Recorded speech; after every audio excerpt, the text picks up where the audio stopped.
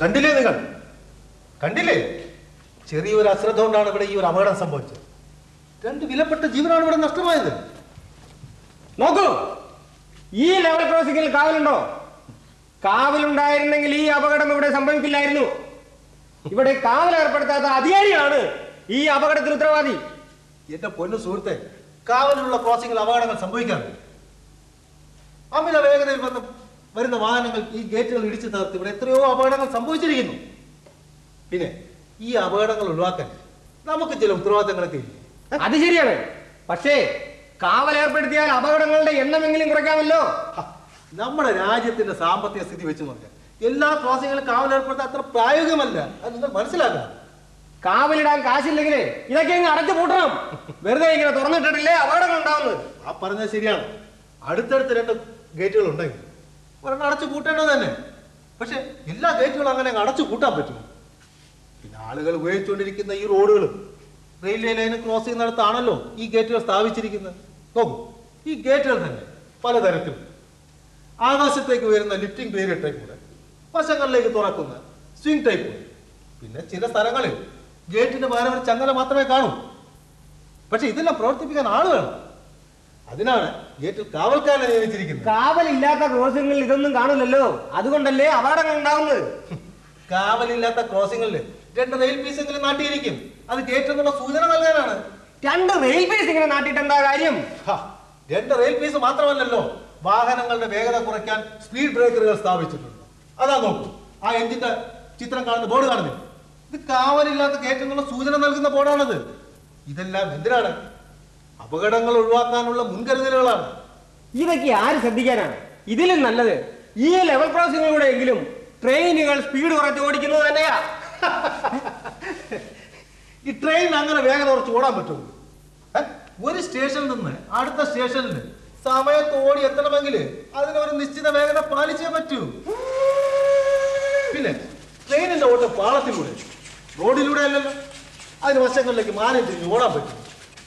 അപ്പോൾ റോഡിൽ കൂടി വരുന്ന വാഹനങ്ങൾ വേഗത കുറയ്ക്കുകയും വാഹനം നിർത്തിയതിനു ശേഷം പുറത്തേക്ക് ഇറങ്ങി ഇരുവശങ്ങളിലേക്ക് നോക്കി ട്രെയിൻ വരുന്നില്ല എന്ന് ഉറപ്പ് വരുത്തിയതിനു ശേഷം കടന്നു പോവുകയേ നിവർത്തിയുള്ളൂ.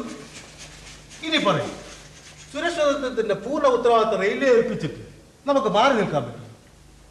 അത് പറ്റില്ല. പാളത്തിലൂടെ ആയാലും റോഡിലൂടെ ആയാലും യാത്രക്കാരായി സഞ്ചരിക്കുന്നത് നമ്മൾ തന്നെയാണല്ലോ. അതെ. അപ്പോൾ നമ്മുടെ സുരക്ഷയ്ക്ക് വേണ്ടി നമ്മൾ ചില മുൻകരുതലുകൾ എടുത്തേ പറ്റൂ. എത്ര മുൻകരുതൽ എടുത്തിട്ടും അപകടങ്ങൾക്ക് ഒരു കുറവുമില്ലല്ലോ. എങ്ങനെ കുറയാൻ? അതാ നോക്കൂ, ആ വാഹനത്തിന്റെ വരവ് കണ്ടില്ലേ? അമിത വേഗതയുള്ള ആ വരവുണ്ടല്ലോ, ഈ ഗേറ്റിൽ ഇടിച്ച് ഒരു അപകടത്തിലായിരിക്കും അവസാനിക്കുക. ആ ഡ്രൈവർ ഈ ലോകത്തൊന്നും ആയിരിക്കില്ല. കാറിനുള്ളിലെ സ്റ്റീരിയോയിൽ ഉച്ചത്തിൽ പാട്ട് വെച്ച് തമാശ പറഞ്ഞ് കളിച്ച് ചിരിച്ച് രസിച്ചുള്ള വരവാണെന്ന് തോന്നുന്നു. ഈ കോലാഹലങ്ങൾക്കിടയില് ട്രെയിനിന്റെ ചൂളംവിളി ആര് കേൾക്കാൻ? മദ്യപിച്ചിട്ടുണ്ടെങ്കിൽ പിന്നെ പറയുകയും വേണ്ട. എങ്ങനെയെങ്കിലും ഈ ലെവൽ ക്രോസ് ഒന്ന് കഴിഞ്ഞു പോകണമെന്ന വിചാരമേ കാണൂ. വരാനിരിക്കുന്ന അപകടത്തെക്കുറിച്ചോ പൊതുമുതലുകളുടെ നാശനഷ്ടത്തെക്കുറിച്ചോ യാതൊരു ചിന്തയും കാണൂല. ഇനി ഒരു അപകടം ഇവിടെ സംഭവിക്കാതിരിക്കാൻ നമുക്ക് അവരെ തടയാം.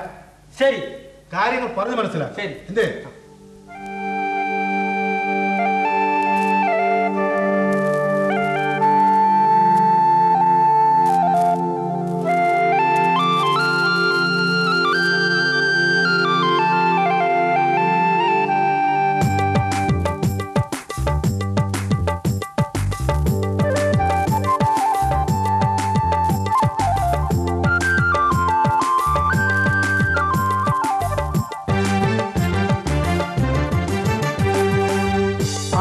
ക്രോസിംഗ് അവനെ സൂക്ഷിച്ചിടണം.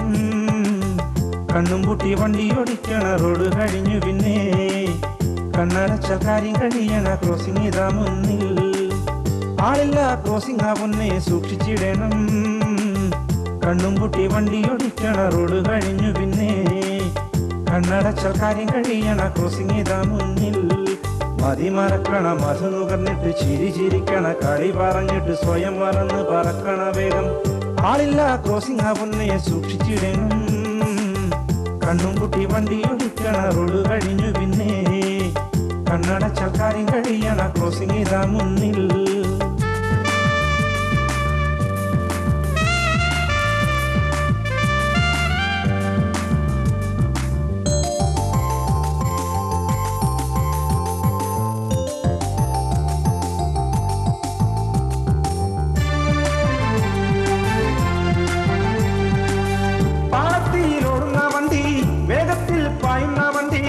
വണ്ടിയത് കണ്ടില്ലെങ്കിൽ അപകടം തന്നെ, അതിൽ ജീവൻ പോകും.